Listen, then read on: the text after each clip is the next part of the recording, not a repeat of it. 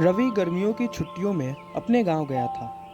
उसका मन mobile, TV और शहर की चकाचौंध से उब चुका था। गांव की शांति और मिट्टी की खुशबू ने उसका मन मोह लिया। बुआ जी के घर के पीछे एक पुराना टूटा फूटा कुआं था। चारों तरफ झाड़ियां और कांटे उग आए थे।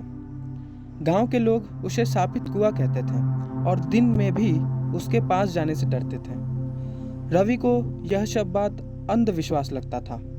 एक दिन दोपहर को रवि आम के पेड़ के नीचे बैठा था।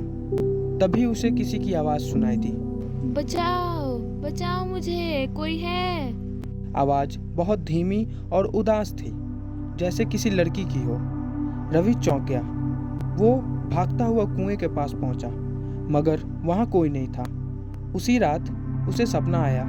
एक लड़की लंबे काले बालों वाली भीगी साड़ी में लिपटी हुई उसे पुकार रही थी।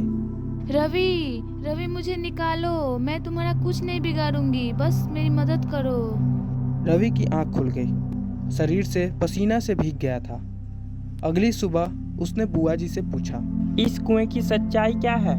बुआ जी चुप हो गई। फिर कांपती आवाज में बोली, 30 साल पहले एक लड़की छाया यहाँ पानी भरने आई थी, मगर वो वापस नहीं लौटी। सबने कहा वो कुएं में गिर गई, लेकिन कुछ लोगों का कहना है कि उसे किसी ने धक्का दिया। रवि के मन में सवाल उठने लगा। क्या छाया अब भी उस कुएं में है? क्या उसकी आत्मा मदद चाहती है? उसी रात रवि एक रस्सी, टॉर्च और मोबाइल लेकर चुपचाप कुएं के पास गया। जैसे ही वो कुएं के पास पहुंचा, टॉर्च अपने आप बंद हो गई। आसपास अजीब सी ठंडक फैल गई। हवा तेज चलने लगी। फिर वही आवाज आई, रवि! अब बहुत पास से आई। रवि ने हिम्मत की और रस्सी को कुएं में डाला। जैसे ही उसने अंदर झांका, उसे पानी में किसी की परछाई दिखी। वो परछाई छाया की थी।